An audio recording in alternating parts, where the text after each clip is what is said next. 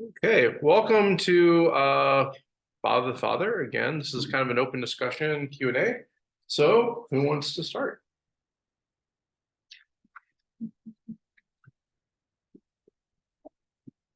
Uh-oh. That's what I asked you. Well, thanks for coming. That'd be great. Okay, so good. Well, I have a question. This is more of like a resource question, I guess. So I've been trying to find a book that would be a good, like, what would Jesus do kind of in the business world? Like, I don't know if there's such a thing or a good author that you might suggest or something like that. Boy. Well, I do. So there was a book that was given to us as priests for Christmas by the Archbishop in preparation for the changes of all things new. And it was really more about like discussing mergers and like, coming to an end of one thing, beginning of another thing. It is upstairs. I can email the title of it. It's primarily directed towards prudential judgments when it comes to financial and like business decisions, but it's written by Christian authors, and so I think it uses a lot of the Christian morality to kind of address it. Um, Otherwise, wow, I'm sure there's some out there, and if I really thought about it, I probably could find some. Um, Off the top of my head, though, I can't really think of anything that really would kind of bridge those gaps in some ways. If anything, you really could apply any Christian doctrine or ethic to when it comes to business. I mean, it, I don't know if there's anything necessarily addressing that specific subject, but I think also too that we're called to be shrewd as serpents, right? And I think that's kind of does bode well in the business world. And so using those virtues of just like even charity and prudence, even though they seem contradictory sometimes, they do coincide with each other. That to be prudent also means to be charitable, and to be charitable also means to be prudent, right? So oftentimes maybe the question might comes like a lot of people ask, well, how much should I give to the church? Well, yeah, it's not that that is a prudential judgment when it comes down to what can I afford to give and what am I called to give? Because obviously, if I'm a parent and a spouse, I have an obligation to take care of my family, and so that should take precedent. And the church understands that, and Jesus understands that too. Yeah, you're called to provide for your family. Now, if there's excess after that, even the future of your family. So let's say you have a savings account. Okay, if there's excess after that, then yeah, maybe you should decide. We should potentially discern how much to give in that respect, right? Should you give all of it? Well, maybe. Should you get a portion of that? Well, maybe that's probably a good idea. But a lot of that comes down to discernment and the circumstance you find yourself in, I think. And so as far as like books that kind of really address that, probably if I were hard pressed, I could probably really look at some and find some. But off the top of my head, I can't really think of anything specifically kind of dealing with those particular subjects. But I can definitely send the one that was sent to us for Christmas. Okay. All right. Okay. Great. Anything else?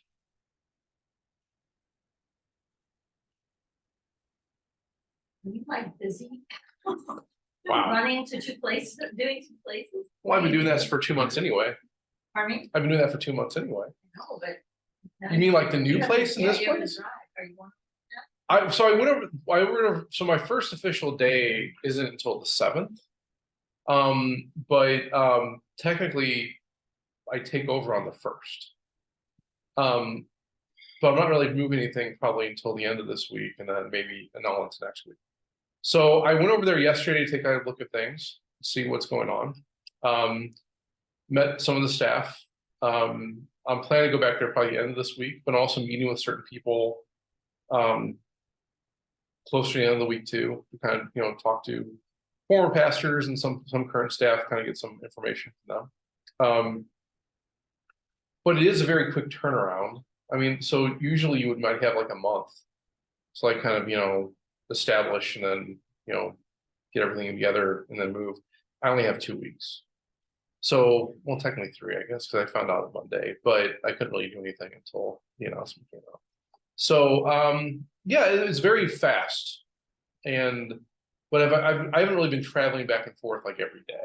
And I don't necessarily need to at this point. I just wanted to go there to scope things out and see how things were and kind of get a lay of the land, which I did. But in the meantime, unless there's a need, I'm probably just gonna take my time wrapping things up here and then packing things up and then transitioning over. Is there somebody gonna help you over there? You're by yourself? We mean like, yeah, I'm going freeze. Yeah, so we have, the staff we have right now is, we have a bookkeeper and we have a parish assistant. The school has a full staff, principal, teachers, all that stuff. There's an early development center and a preschool, and they are full staffed. But as far as like help, there's a maintenance man, but I'm not sure exactly. I don't think he's full-time, and I don't think he does like major things. It's more just kind of like, you know, handiwork needs to be done. And then I'm also at the Newman Center, which has 2 people on staff there. So it's actually a pretty full staff. But I mean, but as far as like the sacramental work and everything, yeah, it's just me. There's no permanent deacon. There's no other priest other than the priest there. They also subsumed Our Lady Presentation. So it's 2 churches in 1 parish boundary. You have to go to 2 churches for mass. Well, there's only time they have mass presentation is on Tuesdays. But one thing I'm considering, I think I've made a decision on, which I'm not going to make public yet, is where to live. Because I could live at the rectory at St. Anne's or at Presentation. St. Anne's doesn't have any furniture in it. Oh, And it's also very open in the fact that it's being used for a lot of common space. So not only staff, but meeting space. There's a lot of meeting space, but it's just like, there's not necessarily like that detachment from like, it's kind of like here in some ways. Like there's the office area and the living area, and there's really no like distinguishment between the two. Also, I'm told that a lot of people have the keys to the rectory. So whereas the one at Presentation is fully furnished, looks like it was somewhat recently renovated. And there's very limited, there's actually that separation between, even there's like receptionists, there's still like a separation between those areas. So I don't know. What's the distance between the 2 parishes? As the crow flies is about 3 miles. But the drive is like 10-minute drive. You know, actually I drove it yesterday, and yeah, it's not that bad. Even during like rush hour traffic, it shouldn't be that horrible. But my plan is, if I did stay at Presentation, I would just live there and then commute back and forth. And I'd probably be all day at St. Anne's, because with the school and everything, I probably won't get back to the rectory until late and leave early for the morning masses. So that's kind of what I've been doing here between St. Gabriel and St. Raphael. Like some days I've been trying to schedule to where I'm at one campus one day and one campus the other. And so that can work, but I have to be more prudent way I schedule things though too. And with having the school completely over at St. Anne's, that's probably going to take up a lot of the time. It's not a really big parish though. It's only about 340 families. But I think the school is growing, and also with the Newman Center, I think that's why they decided to keep it the way it was. Plus, there's a lot of historical connection with St. Anne's. So, like, apparently, St. Anne's is the mother parish of all the other parishes into St. Charles up that way. So there's a lot of connectivity there. I'd have to say the first. Well, I shouldn't almost say that. When I got the call, I was kind of surprised about the size of it.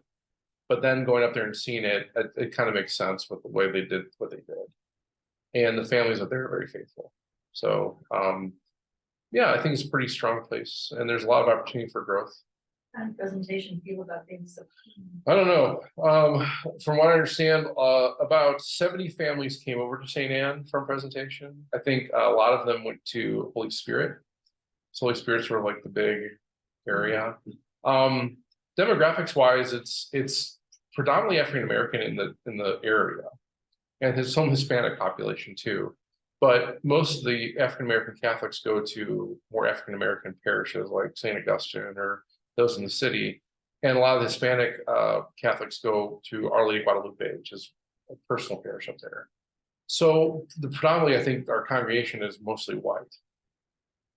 But Catholics only make 5% of the population, compared to, here in South St. Louis, where it's like 40%. So it's a kind of a change. The school, for instance, is 35% Catholic. Of 190 kids. So it's a lot of evangelization, which is great. And a lot of inviting, a lot of, maybe just helping people understand what the faith is all about. They say they get about maybe 1 or 2 baptisms out of the school every year. The kids all have to take religion. Yep. Oh yeah. So it's a Catholic school. It's Catholic. So the archdiocese curriculum is still applied. And I talked to the principal. One thing I was telling him was like, I do want to be involved in the school, and he was very happy about that, because apparently former pastors have been more behind the scenes support, which I want to do that too. I mean, don't get me wrong, but my thought is, we're talking about catechesis here, and evangelization the priest should be kind of present there, kind of inviting the kids to maybe understand these things, and the parents too, and the family. So a lot of opportunity. So looking forward. I'm getting excited about it. I'm very happy about it. I was excited when I got the call. But yeah, I mean, it's going to be difficult here just because there's nobody to follow me.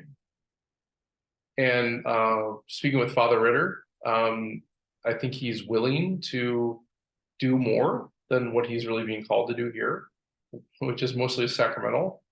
I think he wants to do more than he may be called to do here. But the question is that prudent, right? Is that really feasible for him to do that with his full-time job? I think sacramentally there's going to be no problem with 4 priests. There should not be an issue there.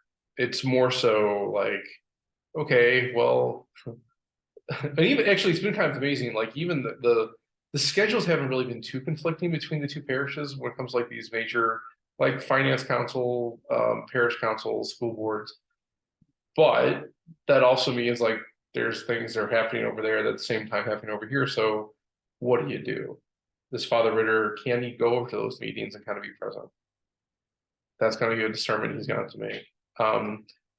The important thing is, even though he may be taking on some of the roles of the associate in a practical way, he doesn't want the title.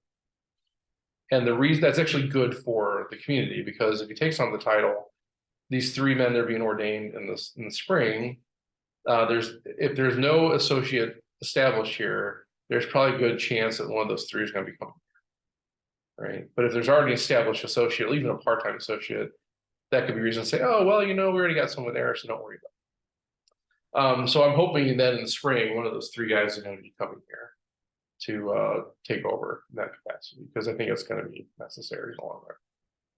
But I mean, the bigger message here, I think too, is something that I don't know how well it's been received or how much has been really been communicated, because there's been so much talk about locally how things are going to look and what's going to happen. But I think what this really says is that we have no more priests to send, right? Because I mean, if we had a priest to send here, I think they would have sent somebody here.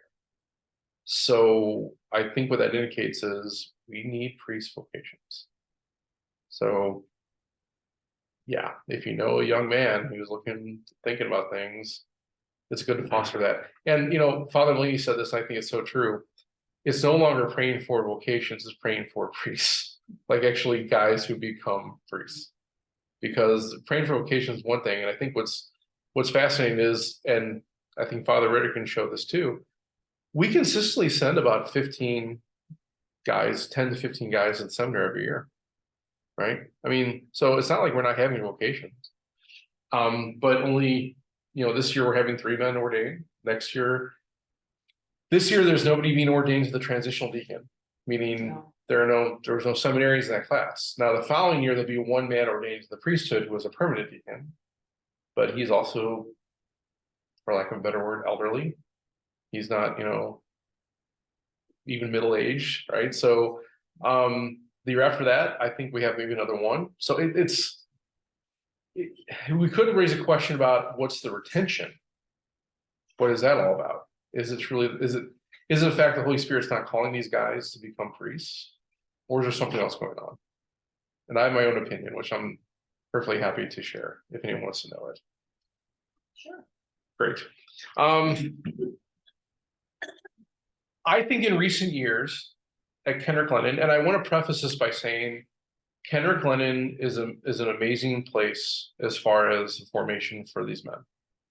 They are intellectually sound, they are orthodox. I think they have great spiritual connectivity, but they foster deep faith. When it comes to formation, I think there's some things that are lacking. And what I mean by that is when I was starting in the seminary, and this was kind of being brought about by the current rector that was there, not the current rector was there when I was there. In seminary formation, there's these two kind of what they call forums. So there's the internal forum and the external forum, right? So the internal forum would be like your confessor, your spiritual director, people you go to basically pour your heart out and pour your soul out and kind of get direction as far as how do I overcome this? What should I bring to formators?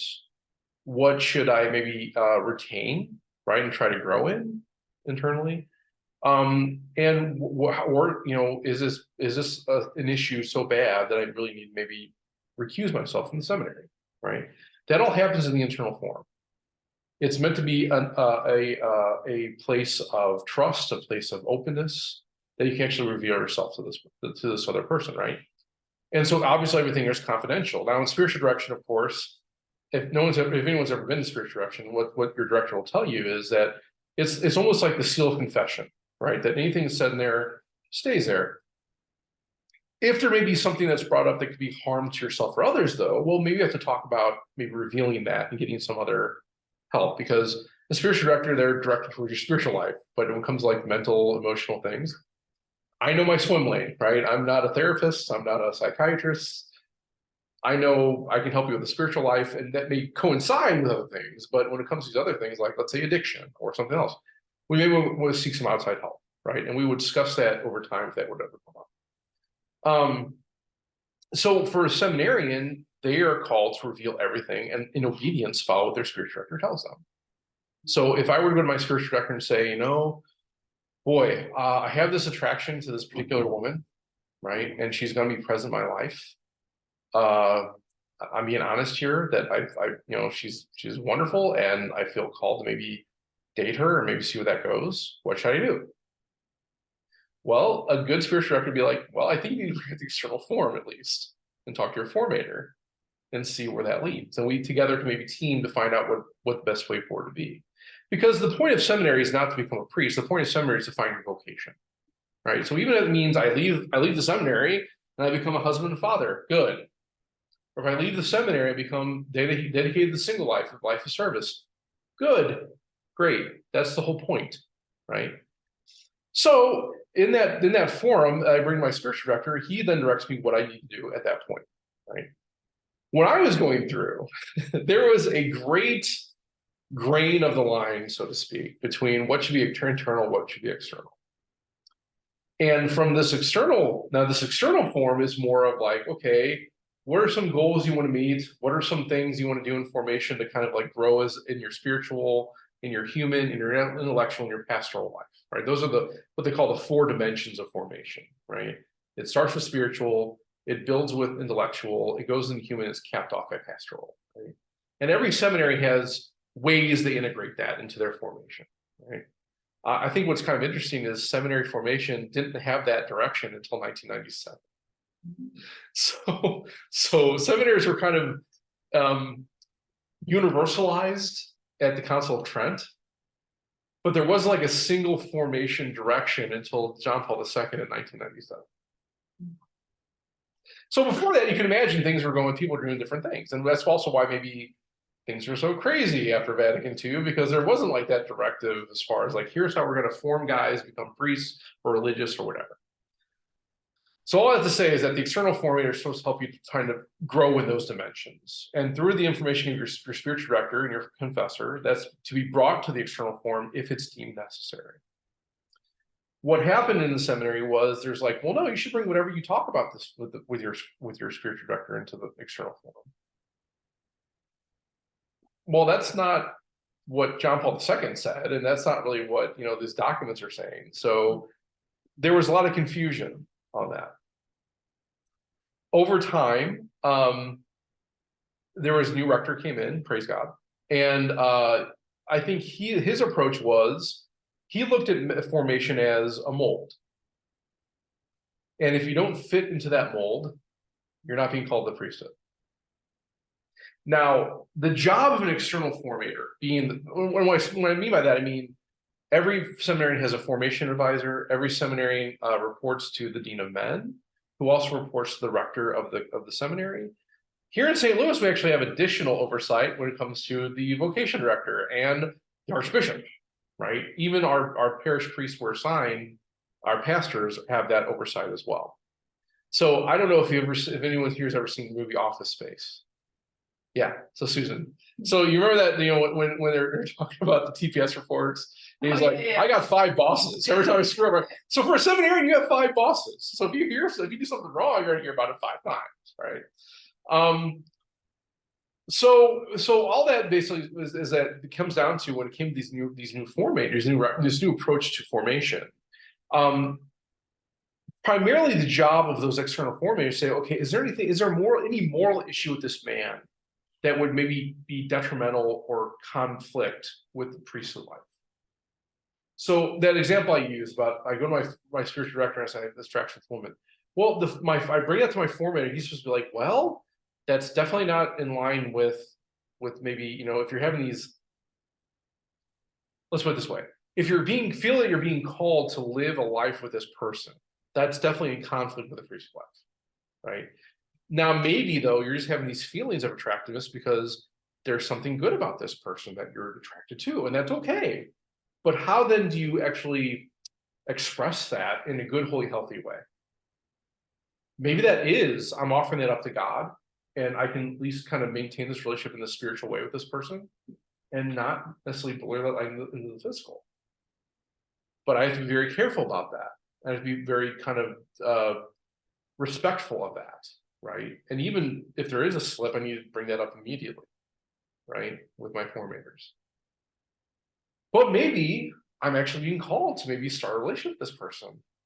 Let's see where that goes. And if that's the case, well, maybe it's time for you to step out of the seminary for a little while and see where that goes. And if it goes, great. And if it doesn't, well, maybe that's the sign, right? So again, it's being prompted by the Holy Spirit.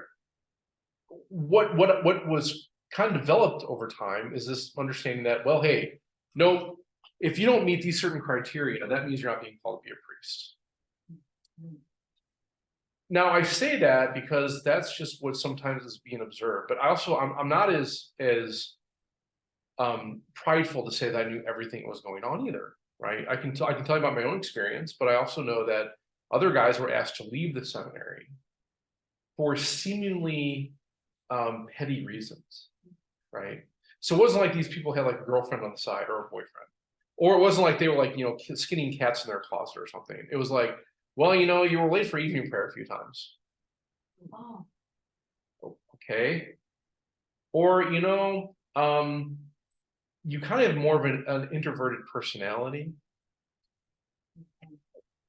Okay. Oh, well, you may have some narcolepsy issues.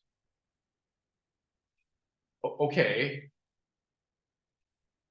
So in other words, it seemed like the formators of the seminary were taking on the role of the archbishop to determine if a guy is going to be ordained or not. And that's not the role of seminary formation. They obviously are called to advise the archbishop and the bishops about the status of the man. But primarily that advisement is there anything moral going on with this person that you've observed that can be detrimental to a priesthood life? Now, again, you get all this information from guys who are already left, right? And so there may be a level of perception there that may be skewed because you don't know the other side of the story. And that also causes a problem too. Because let's say I find a guy in our parish that I want to sponsor as a pastor to say I want to send him to the seminary. And I write a letter of recommendation and I'm supporting that person all through the seminary. And all of a sudden I get this notification, this man is no longer welcome. Well, okay, now what do I do? Because this man's coming back to me and saying, well, Father, yeah, I did miss evening prayer a few times over the course of a year, maybe 5 altogether, because I was studying, or because maybe I still prayed evening prayer, even though it wasn't common, but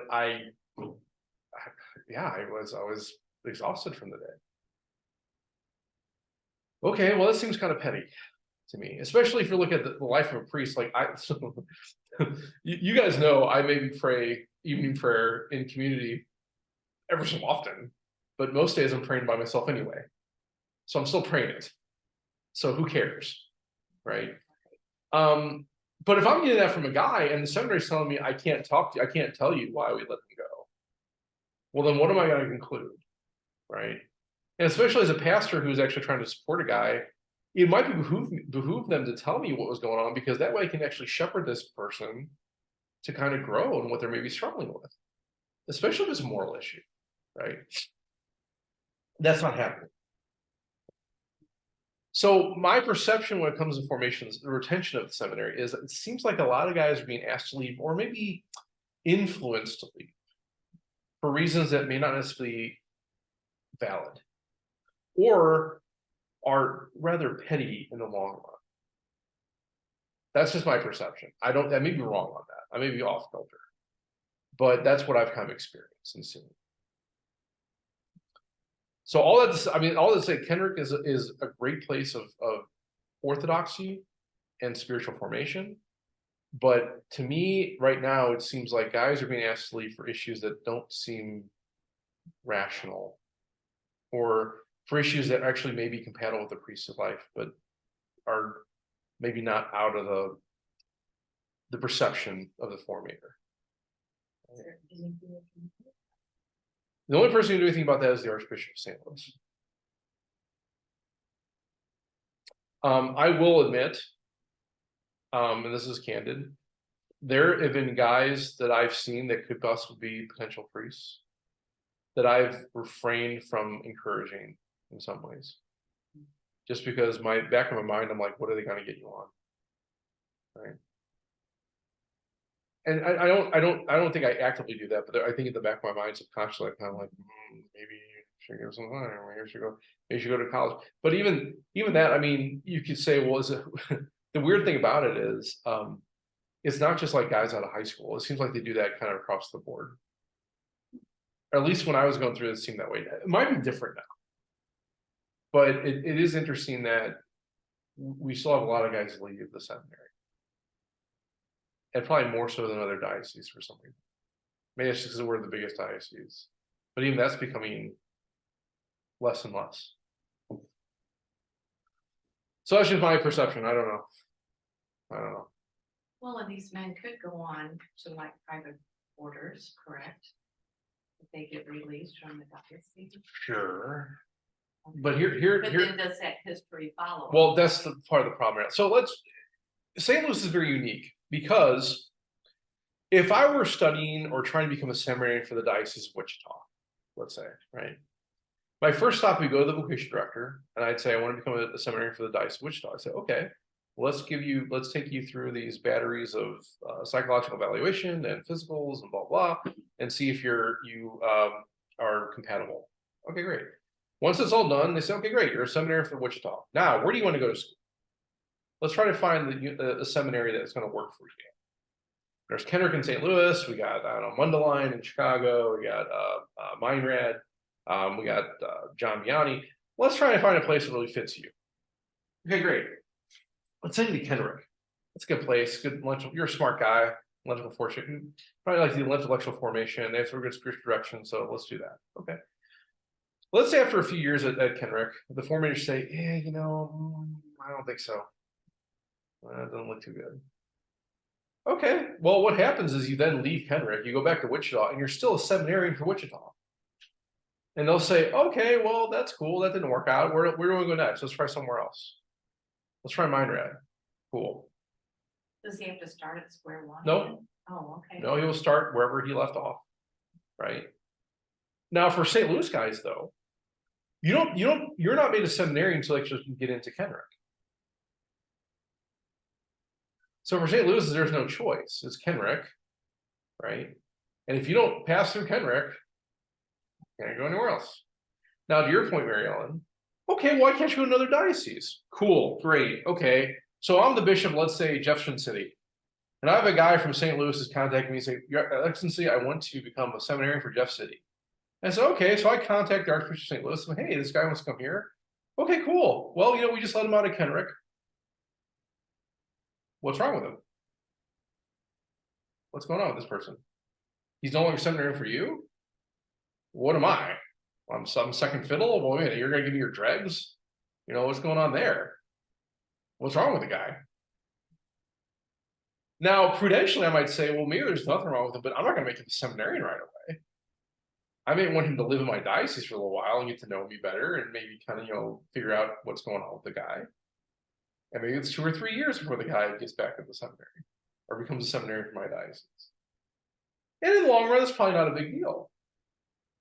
But in the back of my mind, as the bishop that this guy's coming to, I'm like, well, okay, I'm not seeing anything, but why would you let this guy go then?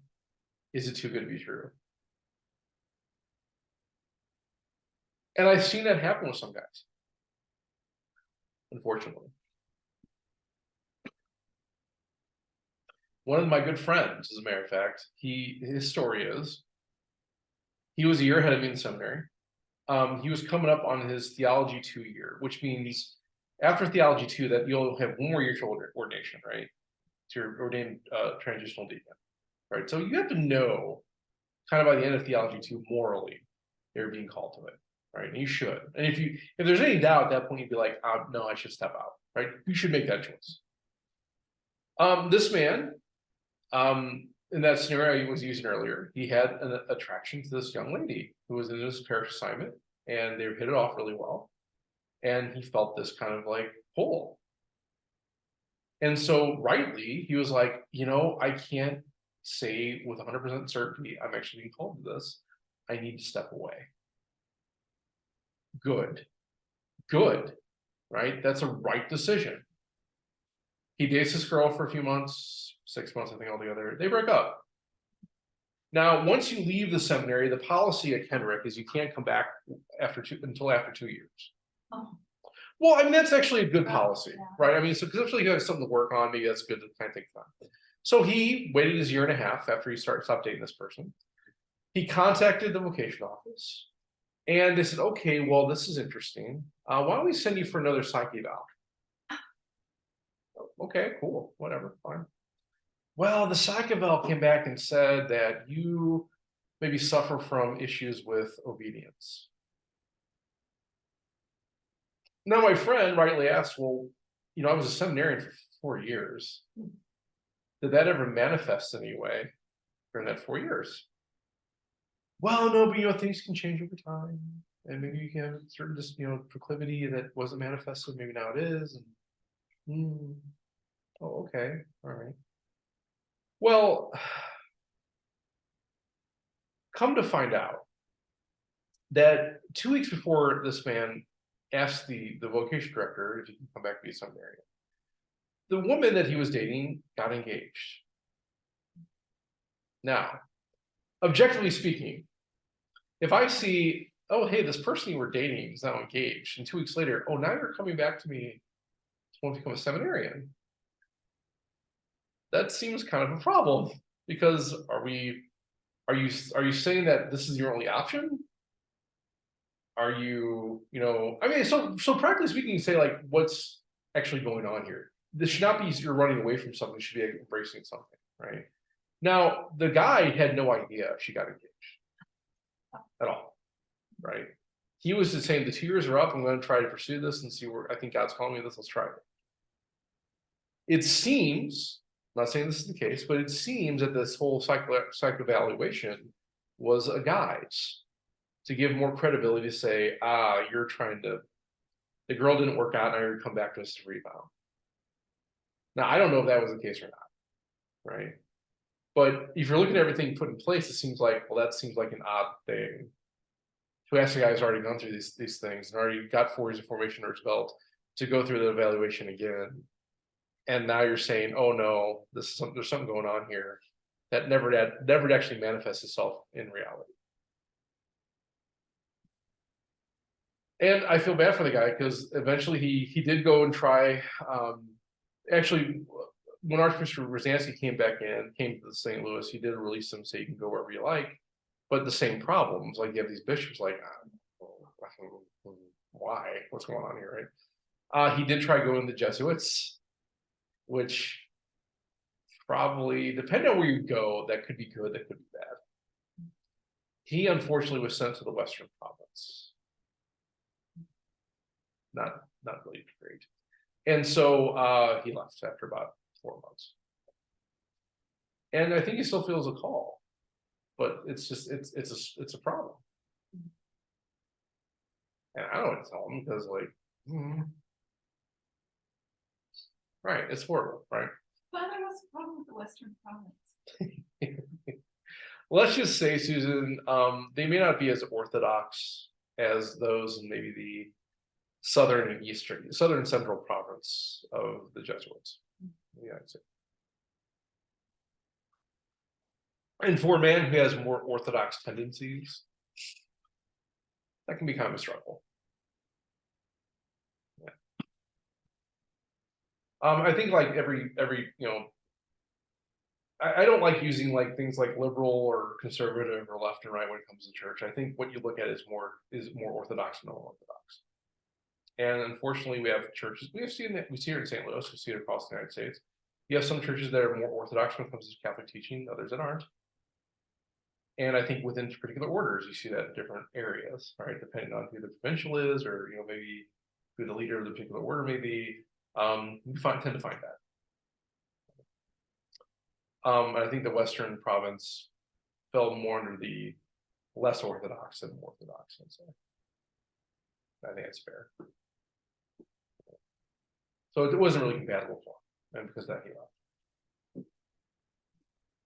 So yeah, I'm just saying I use it as an example, but I think that's also there's a few other guys that you kind of I know that are sort of like would have been wonderful priests, and it may still be, but I mean, you kind of wonder.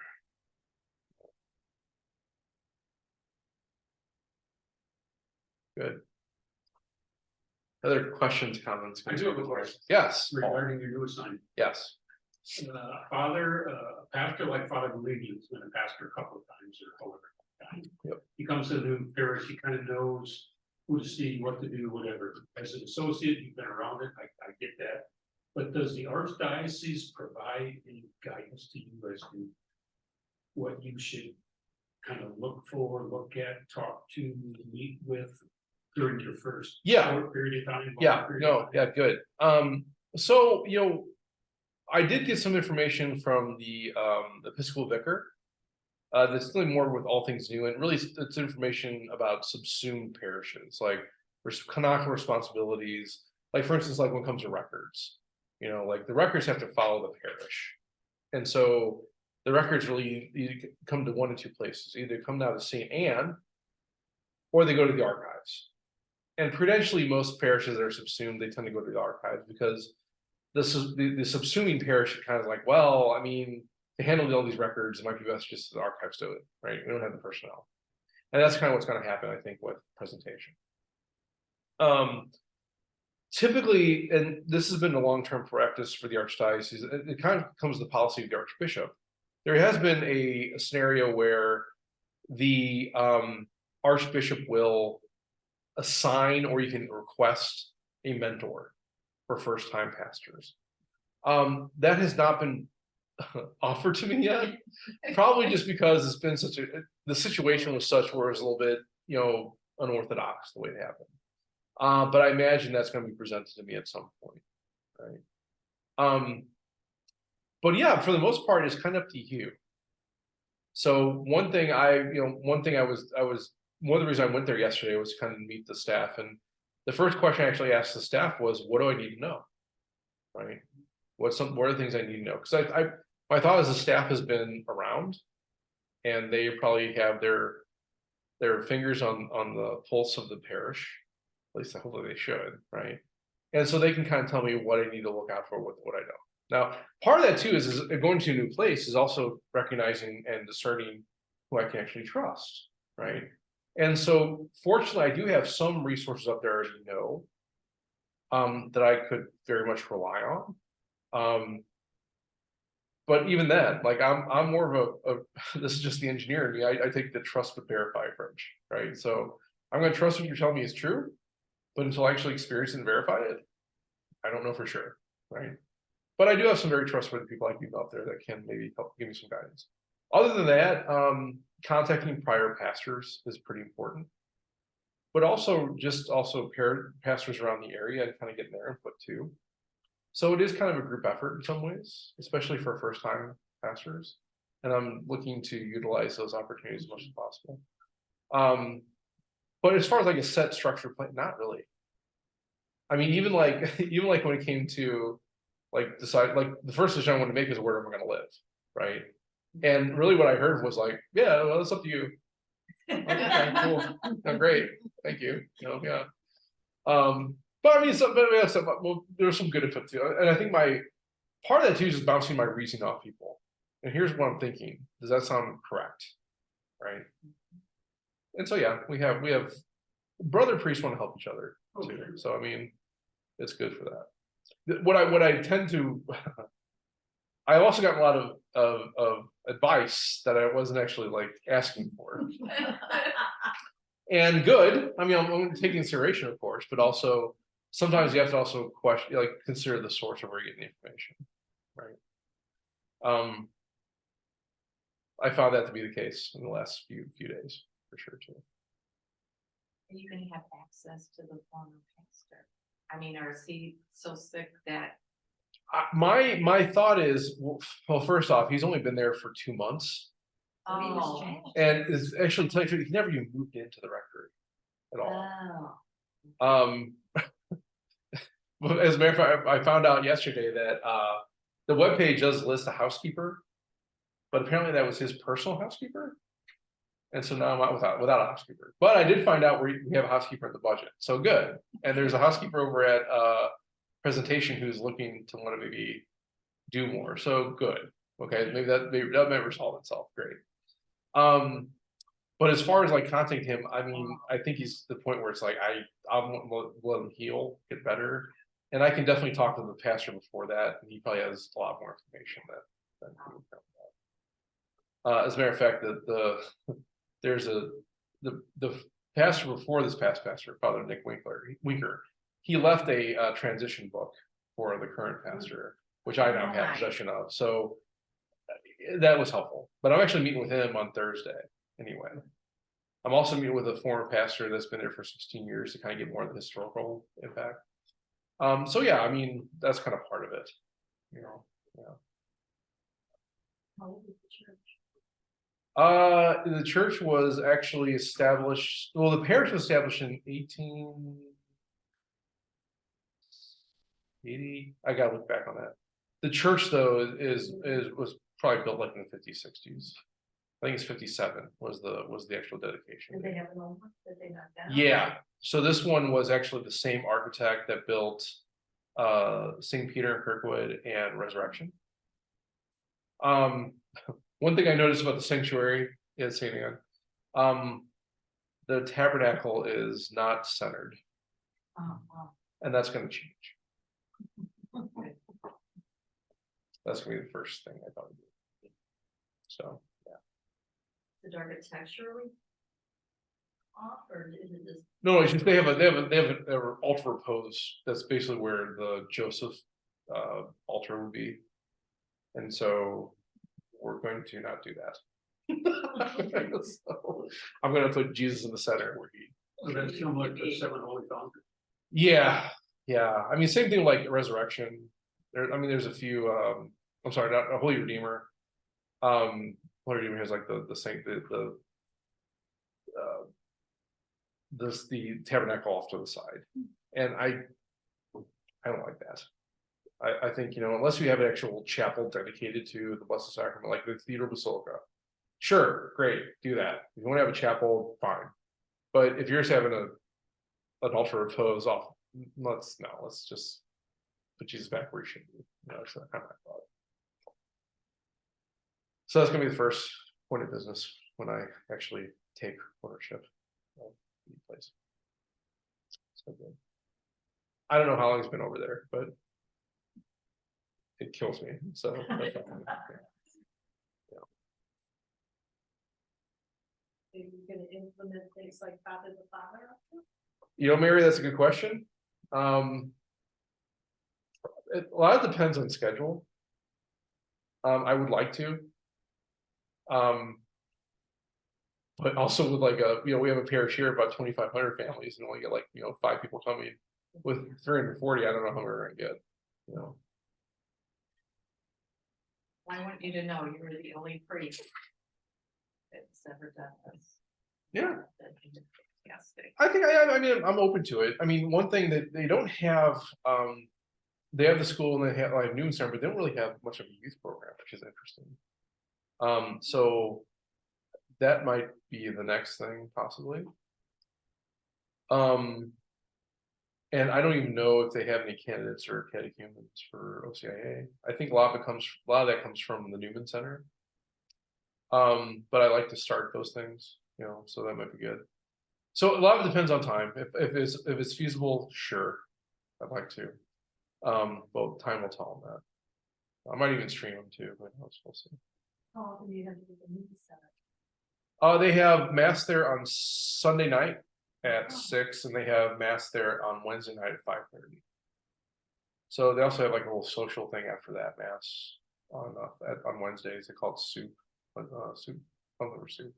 So they have like a soup dinner. So that's kind of those are one of the things. They said they have a retreat coming up on the weekend of October 20th, which is the Pentecost retreat.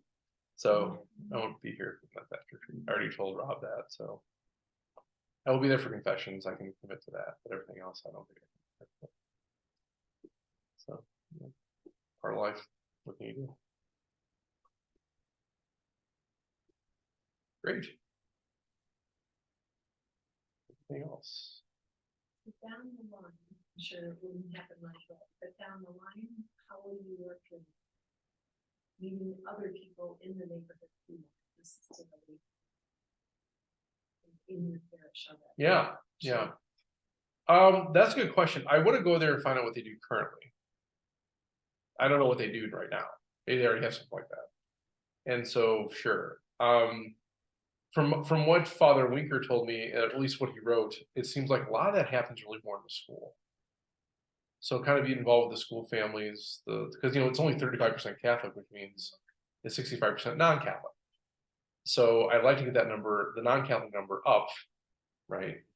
And so I think part of that's just engaging in the school in those ways. But yeah, I mean, I know there is a little bit of ecumenism going on between like some of the churches around there. And I don't want to proselytize, obviously that's not the idea, but I think engaging those in some ways can be very helpful. Otherwise, I don't know. I mean, I think it's just kind of making yourself seen and present. So there's lessons up there. There's UMSL campus, and I'm sure a guy walking around a cast is gonna turn some heads. And probably get some attention, especially a guy my size, so that'd be really great. I'm sure it's gonna maybe open up conversations. So good. So we'll see how that goes. Yeah.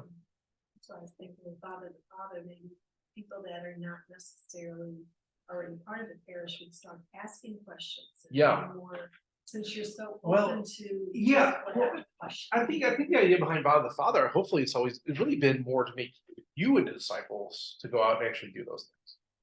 Right. So primarily, I think I've always envisioned Friends Who Faith Father the Fathers being more directed towards the Catholics to go out and evangelize. Right.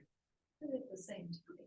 You're we right. ask questions that we're not sure of, and maybe there's people out there that are thinking, well, let me kind of test the waters. It could what be this is about. It could be dual purpose. That's true. But I think the intent I've always had for this was, hey, let's go out and have you guys be the people that are actually going to engage with people and do this, right?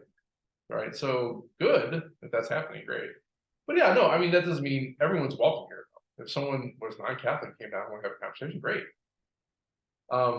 As a matter of fact, I haven't seen Christine in a while.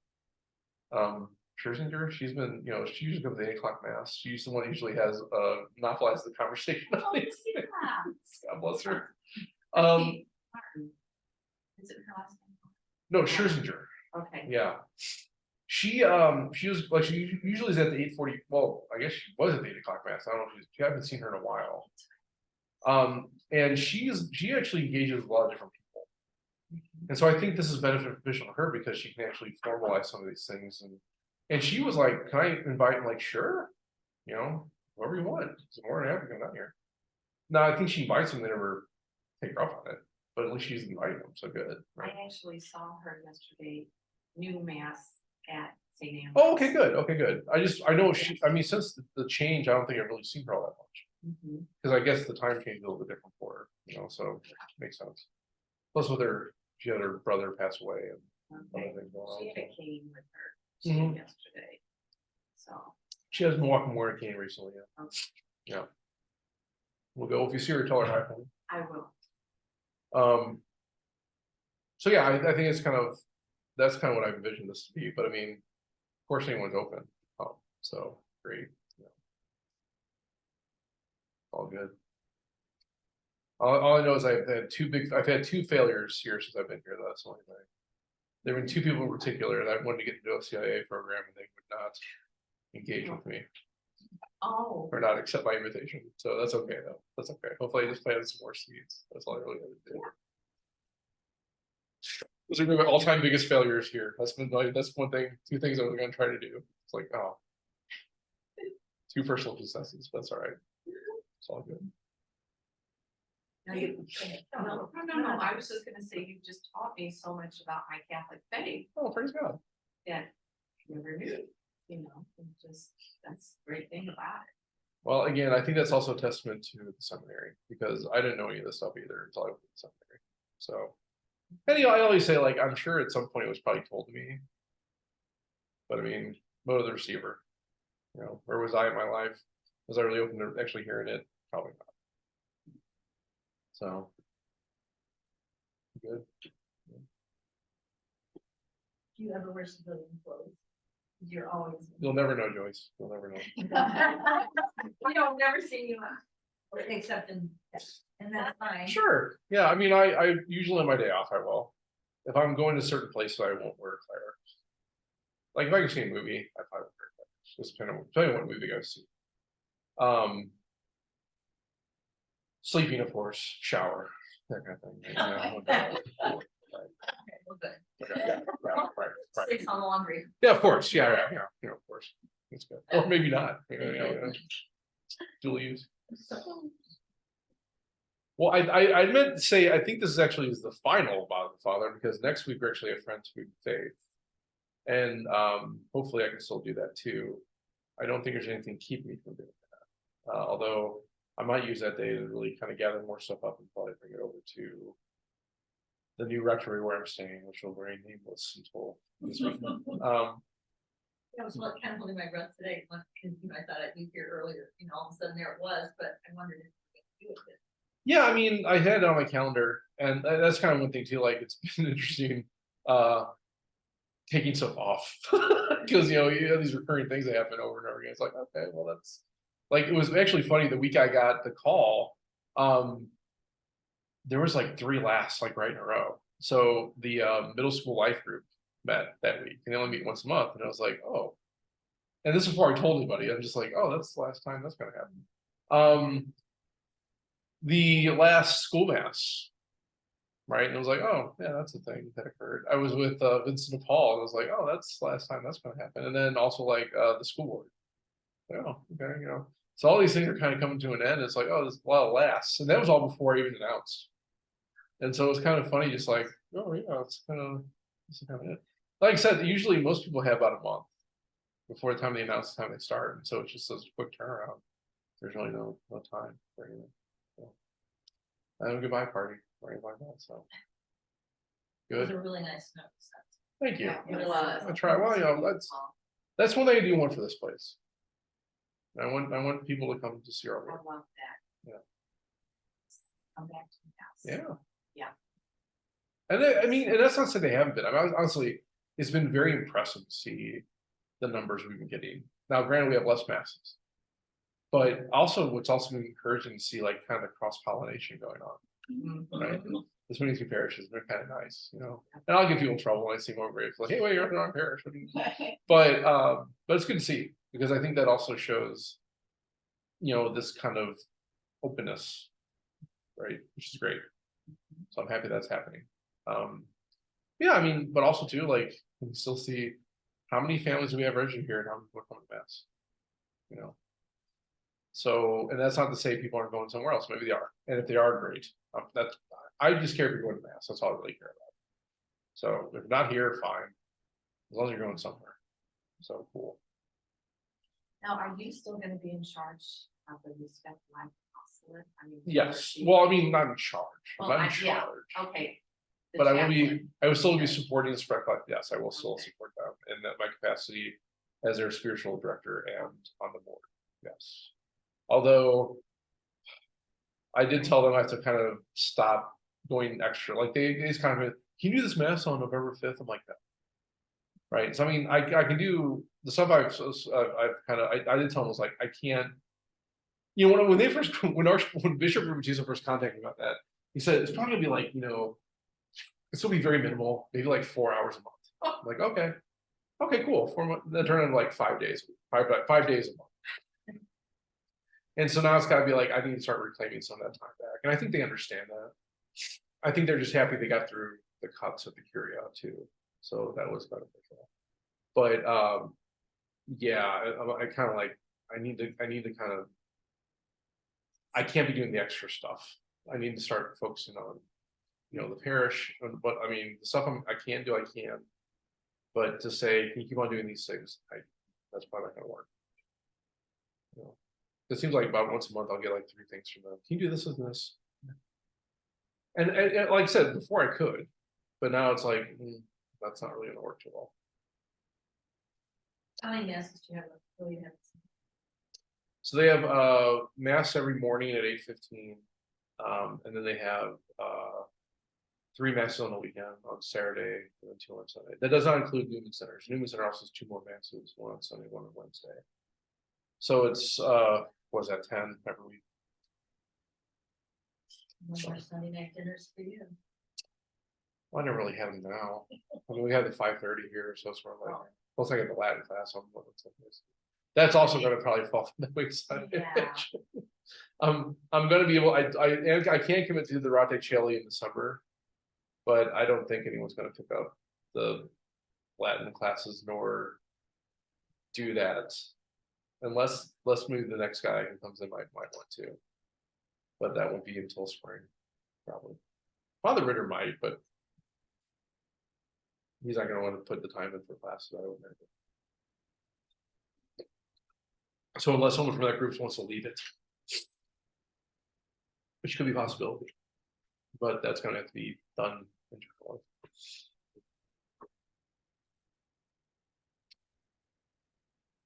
All right. Good. Well, thanks for coming, everybody. Appreciate you coming. Sure, my pleasure. Thanks for coming to the last one. We'll see you. Hopefully, it's everyone next week for Friends, Food, and Faith. So I'll think of a topic. We'll talk about that. Okay, bye.